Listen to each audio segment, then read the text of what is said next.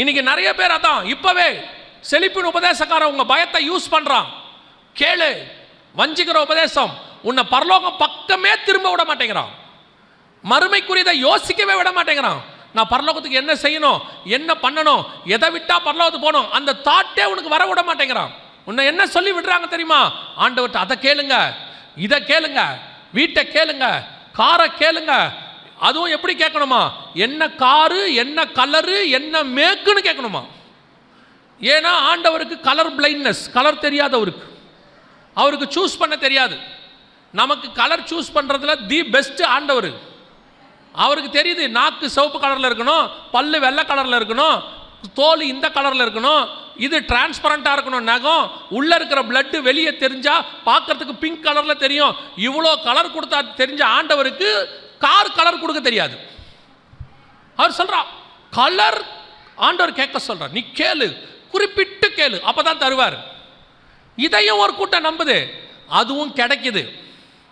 அப்போ தான் ஒருத்தர் சொன்னார், அப்போ அவங்க கேட்குறதெல்லாம் கிடைக்குதே, அப்படி என்ன அப்படின்னா, ஆண்டவர் என்ன சொல்லியிருக்காருன்னா, என் நாமத்தினால எதை கேட்டாலும் நீங்கள் பெற்றுக்கொள்வீர்கள். அப்பாடா! இப்போ உங்களுக்கு என்ன தோணுச்சு தெரியுமா? இந்த மெசேஜ் ஆரம்பித்ததுலேருந்து ஒரு நல்ல வார்த்தைன்னு ஒன்று பேசினீங்கன்னா இப்போ தான் பேசியிருக்கேன். உங்களுக்கு என்ன தோணுச்சுன்னா, எதை கேட்டாலும் தருவாருங்கிறத நீ முன்னாடியே சொல்லாமல் விட்டுட்டியே, இதை சொல்லியிருந்தேன்னா நான் அப்போவே ரெடியாக இருப்பேனே. இப்போ எடு பேப்பர் பேனாவை போடு லிஸ்ட்டை, வீட்டுக்கு போகிறதுக்குள்ளே என்னென்ன தேவை. நான் சொல்கிறது 100% உண்மை. நாம் என்ன கேட்டாலும் கர்த்தர் தருவார், மாற்று கருத்தே இல்லை. ஆமேன் தானே? நல்லா சவுண்டாக சொல்லுங்க. ஆனால் உங்களுக்கு கேட்க தெரியாதுன்னு பைபிள் சொல்லுது. ஆனால் உங்களுக்கு என்ன தெரியாது? கேட்க தெரியாதுன்னு பைபிள் சொல்லுது. என்ன கேட்பீங்க? திருப்பி வீடு, லேண்டு, வாசல், காரு, பொண்ணு கல்யாணம், பையனுக்கு வேலை, இதானே கேட்க போறியா? தெளிவாக பைபிள் சொல்லிருச்சு, உனக்கு கேட்க தெரியாது. அஞ்ஞானிகள் எதை நாடி தேடி திரிகிறார்களோ அதையே தான் நீங்களும் நாடி தேடி திரிகிறீர்கள். நீங்கள் கேட்டுக்கொள்கிறது என்னதென்று அறியாது இருக்கிறபடியினாலே. அப்படின்னா என்ன அர்த்தம்? அவன் கேட்கறது என்னானே தெரில. இப்போ போய் இளையகுமாரன் அப்பா கிட்ட கேட்டானா இல்லையா? அப்பா கொடுத்தாரா இல்லையா? கொடுத்தாரு தானே. அவங்ககிட்ட அட்வைஸ் பண்ணாரா? நான் அவங்க தரமாட்டேன் மகனே, நான் நீ தந்தா ஒழிச்சிருவேன், ஏதாவது சொன்னாரா? இல்லை. இளையகுமாரன் போய் சொத்தை கேட்டோன்னு அப்பா என்ன பண்ணார்? பிரித்து கொடுத்துட்டாரு. அப்பாவுக்கு தெரியுமா தெரியாதா அந்த சொத்து அழிஞ்சு போகுதுன்னு? கேட்கறது தப்பாக தான் கேட்குறான்னு தெரியுமா தெரியாதா? எல்லாம் தெரியும். கொடுத்துட்டாரு, வச்சுக்கோ. ஏன்? அவன் சொன்னான், தகப்பனே எனக்கு உரியதை கொடுங்கன்னு கேட்டான். எடுத்துன்னு போடான்ட்டாரு. நியாயமாக பார்த்தா அப்பா வந்து பைத்தியக்கார மாதிரி தெரிவார் நமக்கு. அப்பாவுக்கு தெரியும் அந்த சொத்து அழிய போகுது, அப்பாவுக்கு தெரியும் அந்த சொத்து அழிய போகுது, கடைசியில் இவன் பண்ணி தவிடு திங்க போகிறான், எல்லாம் தெரியும். ஆனால் அப்பா கொடுத்தாரு. கொடுத்துட்டு என்னத்துக்கு திரும்ப கொடுத்தாரு?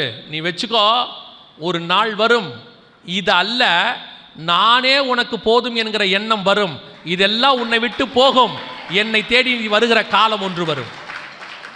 எனக்கு சொத்தை நான் உனக்கு கொடுத்து அழிக்கிறது எனக்கு பெருசு இல்லை, இந்த சொத்தை நான் உனக்கு கொடுத்ததுனால நீ ஒன்று செய்வ.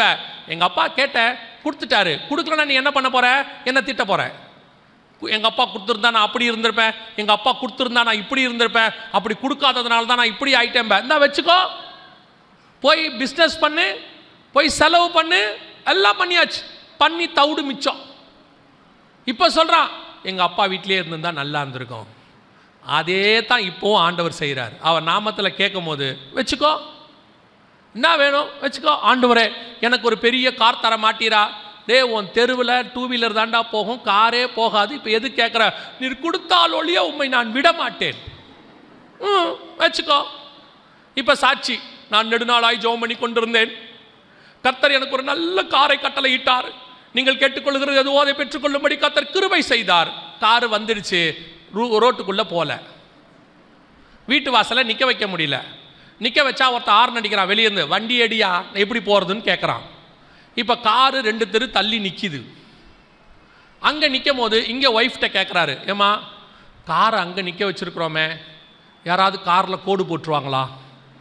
யாராவது காரில் கண்ணாடியை உடச்சிடுவாங்களா? அந்த அம்மா சொல்லும், நீ என்னையே விசாரிக்க மாட்டே, கல்யாணம் பண்ணி என்ன கட்டினதுக்கே விசாரிக்கல, இதில் வேறு காரை கட்டிக்கிட்டு வேறு அழுவுற என்ன? அப்புறம் அந்த அம்மா சொல்லும், என்னப்பா பண்ணலாம்? உடனே அவர், நான் வேணா இன்றைக்கி நைட்டு கார்லேயே படுத்துக்கிட்டோமாம்மா. இப்படி ஒரு ஆசீர்வாதம் தேவையா? யோசிச்சு பாருங்க. அப்புறம் காரை வாங்கிடுது, பெட்ரோல் போடுறதுக்கு வழி இல்லை, காரு புதுசாகவே நிற்கிது வீட்டு வாசலில். 3 வருஷம் ஆகிறதுக்கு 300 கிலோமீட்டர் தான் ஓட்டியிருக்காரு. என்னையா ஆச்சு? பெட்ரோல் விற்கிற விலையில் எங்கே சார் வண்டி ஓட்ட முடியுது? ஏன் சார் வாங்கினீங்க? அப்புறம் இல்லை, எங்கிட்டையும் கார் இருக்குன்னு காட்ட வேண்டாமா? இதில் ஒரு பெருமை. உனக்கு தேவை என்றால் பரலோகம் பெட்ரோல் போடுகிறதுக்கும் காசு கொடுக்கும், நிற்க வைக்கிறதுக்கும் இடம் கொடுக்கும், அதுக்கு போகிறதுக்கு 4 பேரையும் வீட்டில் கொடுக்கும். வீட்டிலையே 4 பேரில் 2 பேர் தான். 2 பேர் உட்காந்துக்கிட்டு எதுக்கு காரு? அதில் ரிவர்ஸ் வேறு எடுக்க தெரில. இவர் முன்னாடி உட்காந்துக்கிற அந்த அம்மா. இந்த பொழப்பு தேவையா அப்படின்னு கேட்க தோணுது. நான் கேட்க மாட்டேன். எதுக்கு இந்த ஆசீர்வாதம்? இந்த ஆசீர்வாதம் எதுக்கு? நிறைய பேருக்கு எதுக்கு ஆசீர்வாதம் தெரில. அப்படியே போட்டு ஒரு பச்சை கலரில் ஒரு கல் பதிச்சு ஒரு அட்டிகை கழுத்தோடு இப்படி இருந்தால் நல்லா இருக்கும். வீட்டுக்காரன் சுரன்றது, எப்போ வாங்கி தருவீங்க, எப்போ வாங்கி தருவீங்க, எப்போ வாங்கி தருவீங்க? கல்யாண நாளுக்கு, பர்த்டேக்கு. அந்த ஆள் கடனை உடனே வாங்கி போட்டால் எங்கேயும் போடுறதில்ல, லாக்கருக்குள்ளே இருக்குது. ஏமா போடலையா?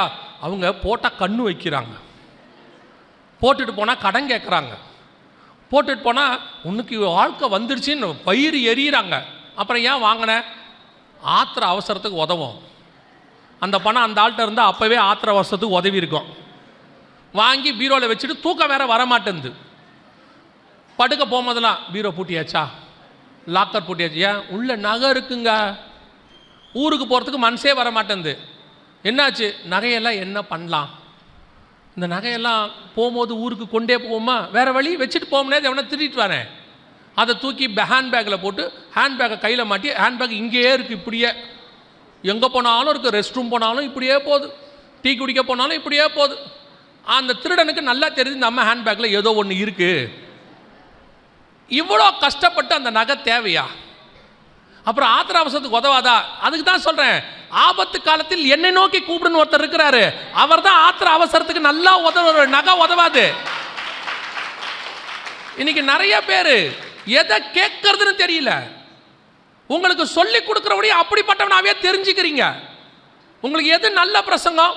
இந்த வருடம் முடிவடைவதற்குள்ளாக திண்டுக்கல்லுக்கு ஹைவேஸ்க்கு பக்கத்தில் கர்த்தர் உனக்கு ஒரு இடம் தருவார். ஆமென் சொல்லுங்க.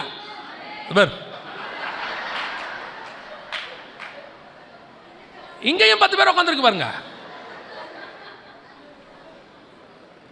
இவ்வளவு செய்தி கேட்ட பிறகு ஆமென் வருது பாருங்க. இப்போ உங்க என்ன?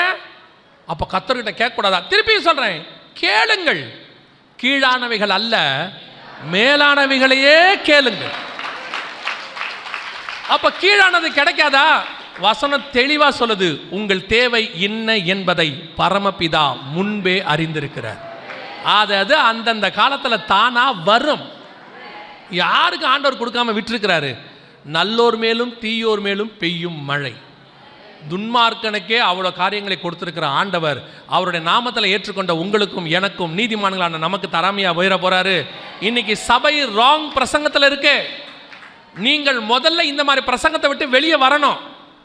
நீங்க படிக்க இப்படி கொண்டு போய் பையனை ஸ்கூல்ல விடுறீங்க, டீச்சர் கேட்குறாங்க, ஹெட்மிஸ்டர்ஸ் பிரின்சிபால் டெஸ்ட் வைப்பாங்க, நீ என்னவா ஆக விரும்புகிற? அவன் சொல்கிறான், இன்ஜினியர் ஆக விரும்புகிறேன். மறுநாள் பையனை ஸ்கூலுக்கு கூப்பிட போகிறீங்க, போனால் சிமெண்ட்டு கலவையில் உட்காந்துருக்கான். எல்கேஜியில் சிமெண்ட்டுக்குள்ளே உட்கார வச்சுருக்காங்க. நீங்கள் கேட்குறீங்க, என்ன அவனை சிமெண்ட்டில் மண்ணில் உட்கார வச்சுருக்கீங்க? அவன் தான் இன்ஜினியர் ஆகணும்னு சொன்னான்ல. நாங்கள் ப்ராக்டிஸ் கொடுக்குறோம், ஜல்லி வைக்கிறது எப்படி, செங்கல் வைக்கிறது எப்படின்னு இப்போவே நாங்கள் ஆரம்பிக்கிறோம். நீங்கள் அவனை பார்த்து என்ன சொல்வீங்க? அவனுக்கு சொல்லி கொடுக்க வேண்டிய படிப்பை சொல்லுங்க, அவனே பின்னாடி தானாக இன்ஜினியர் ஆயிடுவான். இப்போ கல் வைக்கிற வேலை இல்லை. இப்போ அவனுக்கு என்ன தேவையோ, பாபா பிளாக் ஷீப்பா அல்லது ரைம்ஸா அல்லது டேபிள்ஸா, என்ன வேணுமோ அதை சொல்லி கொடுங்க. பின்னாடி அவன் இன்ஜினியர் ஆகிறான். இந்த சொல்கிற அறிவு உங்களுக்கு இருக்குல்ல, அதே அறிவு ஸ்பிரிச்சுவலாக வரணும். சபைக்கு வாங்க, கற்றுக்கொள்ள வேண்டிய ஆவிக்குரிய விஷயத்தை கற்றுக்கொள்ளுங்க. உண்மை உள்ள மனுஷன் பரிபூர்ண ஆசீர்வாதங்களை பெற்றுக்கொள்வான். உண்மை என்னங்கிறத சொல்லி கொடுங்க. நீங்க கார் வாங்குறது எப்படி, வீடு வாங்குவது எப்படி, அதுக்கு வேற என்ன, அதுக்கு ஷார்ட்கட் என்ன? ஷார்ட்கட் என்ன? அறிக்கை பண்ணுங்க. விசுவாசம் இல்லாத, கிரியை இல்லாத விசுவாசம் உழைக்க வேண்டாம், எதுவும் செய்ய வேண்டாம். நீங்கள் 1000 சோத்திர பலி பண்ணுங்க, கர்த்தர் உங்கள் வீட்டில் சாம்பாரை கொண்டு வந்து கொட்டிடுவார். கொட்டுவாரா? 1000 சோத்திர பலி பண்ணுங்க, வைக்க வேண்டிய சுடுதண்ணியை வைங்க, போட வேண்டிய பருப்பை போடுங்க, அதில் போட வேண்டிய மஞ்சத்தூளை போடுங்க, முடிவில் சாம்பாரை கர்த்தர் ஆசீர்வதிக்க வல்லமை உள்ளவராக இருக்கிறார். அவ்வளோதான். கிரியில்லா விசுவாசம் செத்தது. சிலர் சொல்கிறான், நீ கேளு, கேட்டுக்கிட்டே இரு, கர்த்தர் கொடுப்பாரு. அதே உங்கள் பையன்கிட்டையும் சொல்லிடுங்க, இனிமேட்டு ஸ்கூலுக்கு போகாத, புக் எடுக்காத, எக்ஸாம் எழுதாத, நான் திண்டுக்கல்ல ஃபஸ்ட்டு வருவேன் சொல்லு, வந்துடுவேன். ஏன்னா அறிக்கை பண்ணா வருவேன். ஏன்னா என்ன பைத்தியக்காரனா இருக்க, படிக்க வேண்டாமா? அதே பைத்தியக்காரத்தனத்தை தான் இங்கேயும் கேட்குறேன். ஆவிக்குரிய விஷயத்தில் படிக்க வேண்டாமா? ஆவியில் வளர வேண்டாமா? கிறிஸ்துவுக்கு உண்மையா இருக்க வேண்டாமா? விசுவாசமா இருக்க வேண்டாமா? பரிசுத்தமா இருக்க வேண்டாமா? எதுவுமே வேண்டாம். அறிக்கை பண்ணா போதும், பரலோகத்துக்கு போயிடலாம்னா எப்படி போக முடியும்? எப்படி படிக்காத ஒரு பையன் ஃபர்ஸ்ட் வருவாங்கிறது நீங்க சொல்ற சாட்சியா இருக்குமானால் அதே சாட்சி தான் இதற்கும் பொருந்தும். நன்றாய் தெரிந்து கொள்ளுங்கள், பரலோகம் போவதற்கு நீங்கள் இப்பொழுது கேட்டுக்கொண்டிருக்கிற உபதேசம் பத்தாது. அல்லது உங்களை ஆன்லைன்ல நிறைய பேர் வஞ்சிக்கிறார்கள். உங்களுக்கு சபையில என்ன சொல்லி கொடுக்குறாங்கன்னு பாருங்க. சபையில சொல்லி கொடுக்குற உபதேசத்துக்கு கீழ்ப்படிங்க. பரலோகத்துக்கு போற உபதேசத்துக்கு பாருங்க. பணக்காரனாவது எப்படின்லாம் கேட்காதீங்க, அதெல்லாம் தானா வரும். உண்மையா இருந்தா தானா வந்துட்டு போகுது. நீ ஒரு புறஜாதியார், இயேசுவை அறியாதவங்க உண்மையா வியாபாரம் பண்றாங்க, ஆசீர்வதிக்கிறாரா இல்லையா? ஆண்டவர் ஆசீர்வதிக்கிறார் தானே. பொய்யா பண்ணி லஞ்சம் வாங்கினா மாட்டிக்கிறான் தானே. அது எப்படி மாற்றானோ மாட்டிக்கிறான்ல. புறஜாதியாருக்கே தெரிஞ்சிருக்குது உழைச்சா தான் மேலே வர முடியும்னு. அதே தான் கர்த்தர் சொல்றார், உன் கையின் பிரயாசத்தை கர்த்தர் ஆசீர்வதிப்பார். கர்த்தருக்கு பிடிக்காதது இந்த ஆவிக்குரிய சோம்பேறித்தனம். சும்மா உட்காந்துக்கிட்டு வெறும் ஜெபம் பண்ணா போதும்லாம் கிடையாது. செய்ய வேண்டியதை நீங்க செய்யுங்க, ஆசீர்வதிக்க வேண்டியதை அவர் ஆசீர்வதிப்பார். அல்லேலூயா. கடைசி நாட்களிலே உங்களை வஞ்சிக்கிற உபதேசம் தலைவிரிச்சு ஆடுது.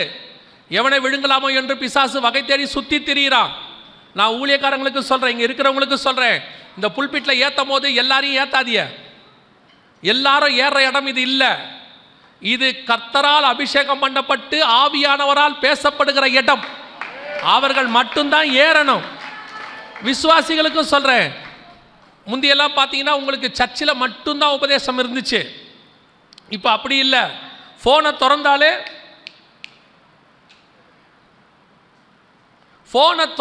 ஊழியக்காரங்க, ஃபோனை திறந்தாலே உபதேசம். எது சரி எது தப்பு உங்களுக்கு தெரிய மாட்டேங்குது. யார் யாரோ என்னென்னமோ சொல்லி கொடுக்குறாங்க. பத்தாததுக்கு ஒரு பக்கம் ஹீப்ரு, ஒரு பக்கம் கிரீக்கு. நம்மகிட்ட வந்து சொல்லுது, ரபிமார் ஒருத்தர் எருசலேம்லேருந்து இப்படி சொல்கிறாரு, தமிழே தகராறு. இன்னும் தமிழ் பைபிளே மொத்தமாக முடிக்கல. அதுலேயுமே எந்த புஸ்தகம் எங்கே இருக்குன்னு வேற தெரியாது. ஒன்று தெசலோனிக்கேயர்னா அன்றைக்கி தேடிட்டு சொல்கிறாங்க தெசலோனிக்கேயர் இல்லைன்னு.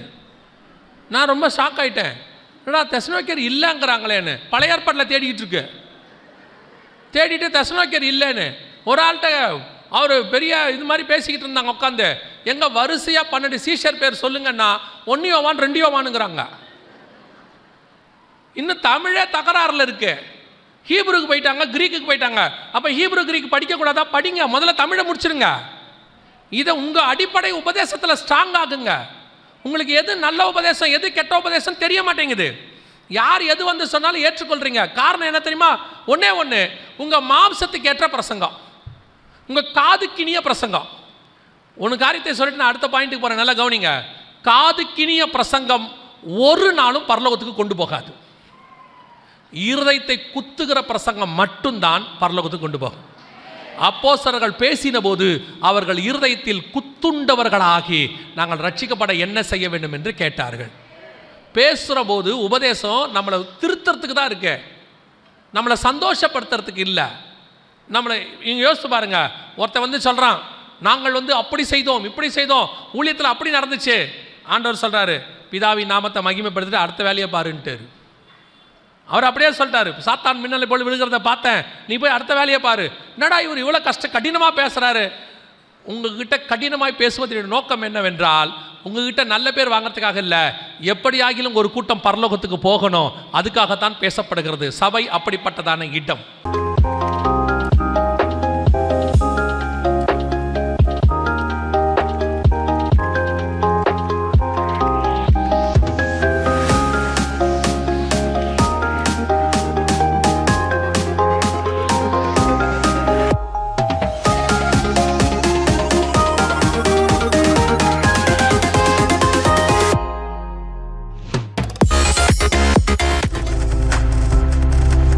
நீங்கள் பார்த்து கொண்டிருப்பது உங்கள் ஜாய் டிவி. உங்கள் துக்கம் சந்தோஷமாய் மாறும்.